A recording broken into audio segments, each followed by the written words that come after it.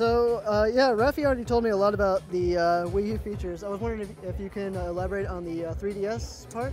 Unfortunately, we're keeping that a little bit under wraps. What I can say is that it's a very different sort of gameplay experience. The focus is the same, so the exploration and the multiple characters as far as switching between the team and the speed-based stuff and the combat, it's all there.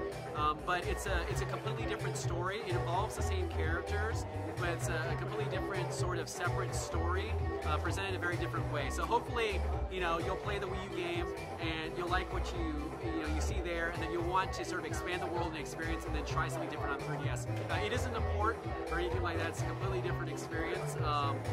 So that's basically all we can say really about that right now. We're definitely going to utilize the gamepad for some interesting stuff. Again, we're probably going to announce that at a later date, but I mean, we're going to use it obviously for the standard things like the map and upgrades and things like that. But as far as actually utilizing the gamepad, we're going to showcase that at a later time. The upgrades. So it's an adventure game, and these characters are going to grow with their abilities and their strength and things like that. So as you continue through the experience, there's a currency system in the game, and you'll be able to utilize that currency to do a myriad of different things in the game. One of which, of course, is upgrading your individual character or your team of characters. So you definitely will start out at the end of the game much stronger than you will at the beginning of it. Yeah, the difficulty is always a tough thing. We definitely want to have the depth and challenges for the experienced gamers for sure, but we want to make sure it's accessible. So I think the difficulty is going to be more about like the complexity of how the experienced gamers can defeat enemies in combat, or how they can find the secrets that are hidden, or how they get there by navigation and stuff like that, versus just like enemies being tougher or something like that. We want to have a little bit more of an organic approach to it, and say so that a child, 11-year-old boy, for example, can get through there and enjoy the experience. But an older gamer, like me or something, there's a lot of depth and there's a lot of exploration in the world, and I can spend a lot of time going through challenges to get to those points, and that's sort of where the difficulty and the challenge comes in. The levels, because it's a narrative driven, I mean, there are levels, there are plenty of levels that are still A to sort of B, right? You're going through, I mean, there's multiple paths based off characters and things like that. But definitely everything is connected together.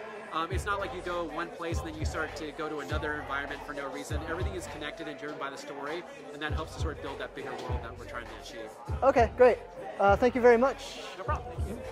My name is Bob Raffi. I'm the CEO, founder, and creative director at BigRedButton, and we are the developers of Sonic Boom for the Wii U. So it is a cooperative game. We have a hub and spoke system that we'll talk about more later. And in the spokes is the main levels, and then you'll be playing primarily 2 characters at any given time. And in the hubs and the boss rounds is where you have the opportunity to select the 4 characters. And there are other play modes that we're going to be talking about later as well that are all about the 4-player modes as well. Between characters. There is going to be some switches along the way. Nobody's really asked me that, but I do believe there's going to be moments where you're going to have to play other characters. Well, it was important for us to make sure that new fans, as well as the old ones, recognize who these characters are. So we took a slightly different approach with the characters and tweaked their designs to fit the character adventure story that we were telling. For Sonic, for example, we talked about in the press conference, we talked about the sport tape, and for me that was a nice design touch that really answered to what his personality is all about. It really comes from like boxers and fighters and NFL guys who, football players who wrap up their cleats, just don't really care. They just have to do it out of practical necessity because Sonic just rips up the road. I was thinking, well, if I were running that fast, my shoes would probably wear out, so I probably would have to just cobble something together really quickly. And that became a nice reflection on his personality. Same with the other characters. With Knuckles, we wanted to make sure that you understood that he's the power-based character, that he's that has a different play styles than everybody else. And Tails, we wanted to also show that he's that gadget guy, he's the pilot, and we wanted to make sure that reflected within their character designs as well. Only changes, I think we just really dove in and refined what the personalities could be in this universe. Mm-hmm. And again, this is just one branch of the Sonic world. So we wanted to just just see what happens when you put these characters in a pressure cooker. What kind of personalities do they have, and how do they get along or not get along sometimes? As teams, you know, sometimes don't see eye to eye. All the characters were challenging in their own way. I mean, Sonic is he's the pillar head, right? So we wanted to make sure that his name is going to be on the box. So we had to make sure we get him right. From the moment that the silhouette of Knuckles was revealed because of the TV series announcement at a trade convention recently, the internet seemed to blow up. So I was thinking, oh boy, this is going to be an interesting response. But I think ultimately the fans will be really pleased with the look. So those two were definitely stand out for me. It's been an interesting process, a very fun process of exploring the universe.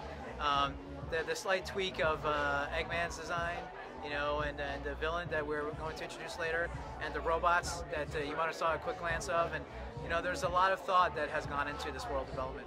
And is this a completely different universe than what we're used to seeing? Well, you know, that's a tough question to answer. It's the characters are accidental tourists. They're discovering the world as we are. We didn't necessarily want to pin them to any one region or anything like that. We just want to have fun with the world and have them go through it. We have these 4 characters right here. We have, you know, Sonic, Knuckles, Tails, Amy, and then we have Eggman. Are we going to see any other characters from the other universes come in? Definitely, and that's coming in the next few months. All right. You guys talked a lot in the beginning about to really get a sense of the personalities. You played a lot of the old Sonic games. Yeah. Was there any particular one that you drew a lot of inspiration from? Wow, you know, for me, and I think a lot of the team members would agree, we really loved Sonic 2, Sonic Adventures. You know, Generations doing a lot of great things, you know, just blending 3D and 2D seamlessly. So there was a lot to pull from. It's a rich franchise, and there's been so many games. So we really had to just pick and choose what aspects worked for us, and the Sonic team was very helpful in that as well. What I've seen is the Chaos Emeralds. Yeah. Are we going to see appearance by those? No, there are no Chaos Emeralds in this world. Thank you very much for answering my questions. All right. Great. Take a load off, man. Thanks.